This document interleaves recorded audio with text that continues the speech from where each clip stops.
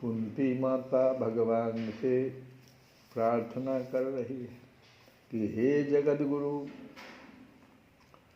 हमारे जीवन में सर्वदा पद पद पर विपत्तियां आती रहें, क्योंकि विपत्तियों में ही निश्चित रूप से आपके दर्शन हुआ करते हैं, और आपके दर्शन हो जाने पर फिर जन्म मृत्यु के चक्कर में नहीं आना पड़ता।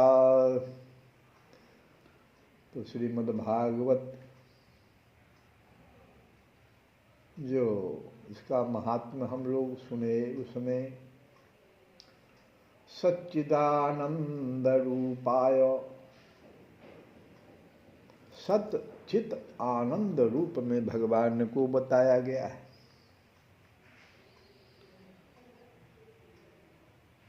सत और चित ये दोनों जड़ हैं, और आनंद जो है वो चेतन है। इसको समझिए,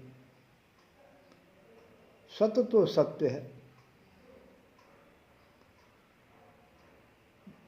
चित भी जो ज्ञान है वह भी जड़ है।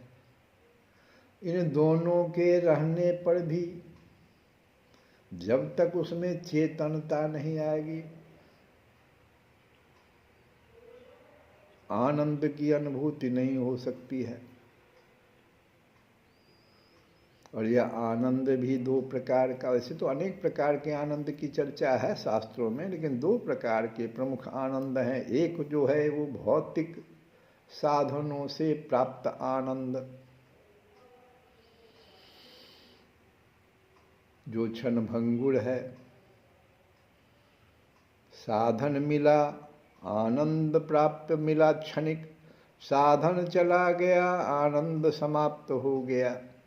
क्षणिक आनंद प्राप्त होता है उसमें, लेकिन असली आनंद जो शाश्वत आनंद है वो तो सिर्फ हम जिसके अंश हैं उनमें है, क्योंकि भगवान ही सच्चिदानंद हैं। उनमें सत भी है, चित भी है, आनंद भी है।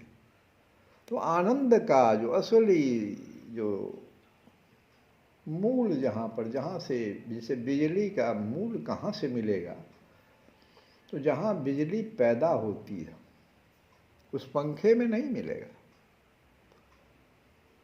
पंखा में तो बिजली आने के बाद पंखा अपना गुण दिखा रहा है, हवा को फेंक रहा है।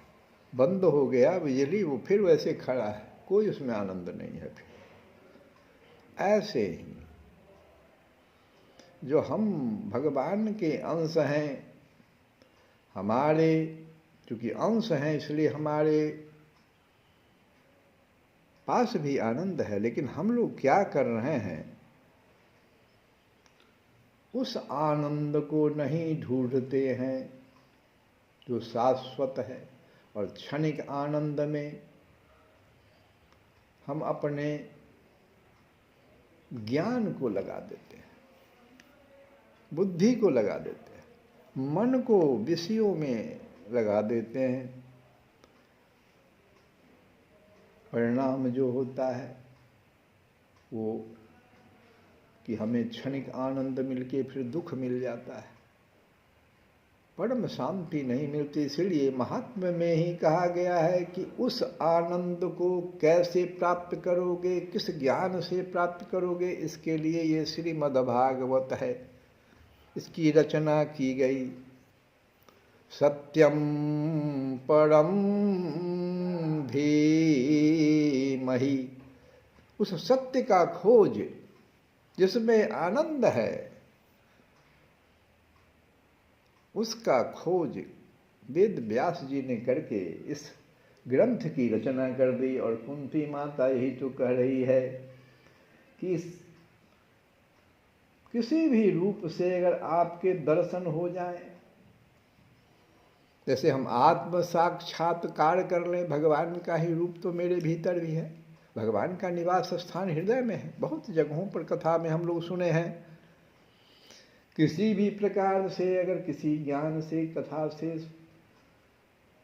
अगर आपके दर्शन करे, दर्शन हो जाए, तो एक उपाय तो कुंती माता बता रही है कि विपत्तियां सदा जीवन में आती रहे, क्योंकि विपत्तियों में अश्रुधारा प्रवाहित होती है, भगवान याद आते हैं।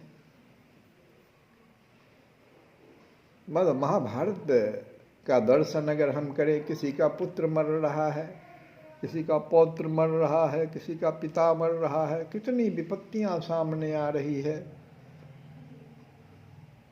भगवान भगवान।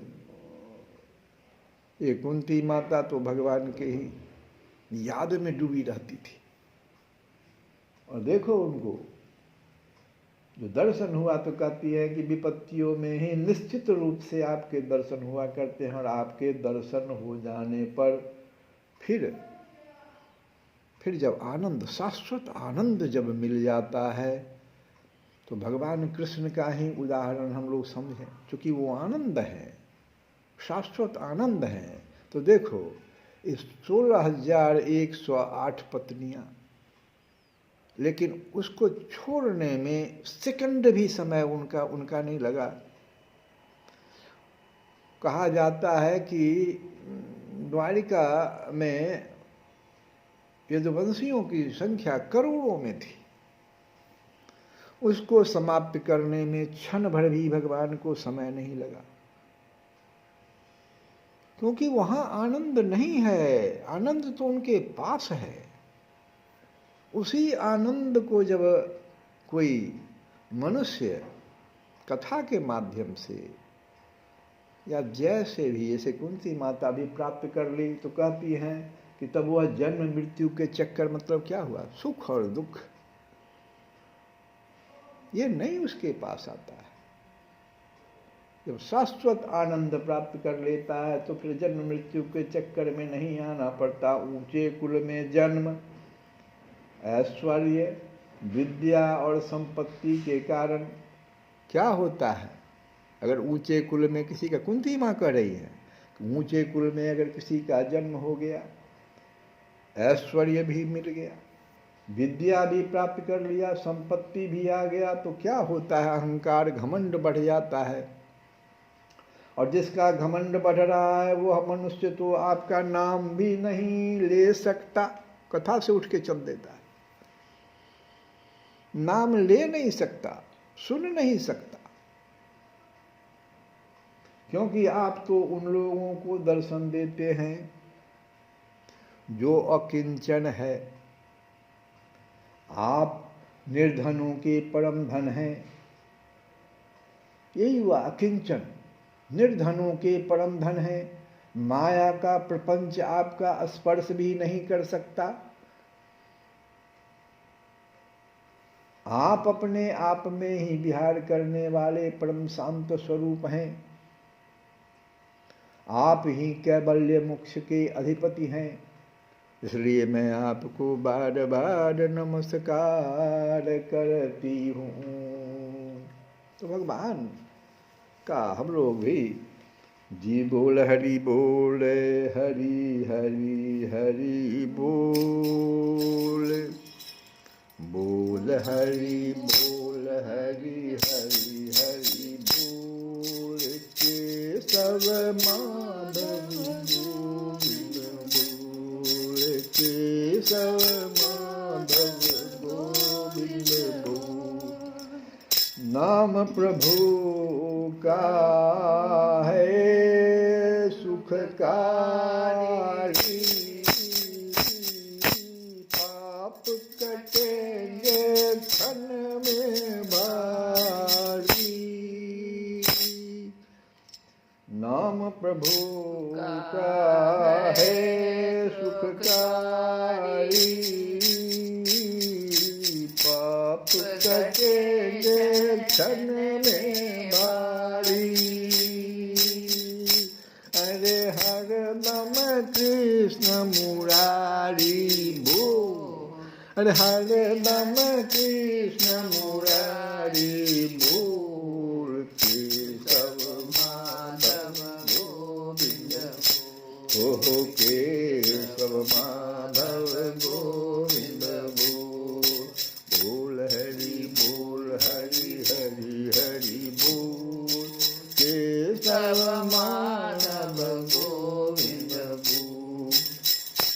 ओ रटले मन तू आठो याम, रटले मन तू आठो याम, रटले मन तू आठो याम, रटले मन तू आठो याम। राम राम राम राम राम राम राम, रटले मन तू आठो याम। राम नाम में लगे न दाम, राम नाम में लगे न दाम। श्री राम जय जय राम, श्री राम जय जय राम।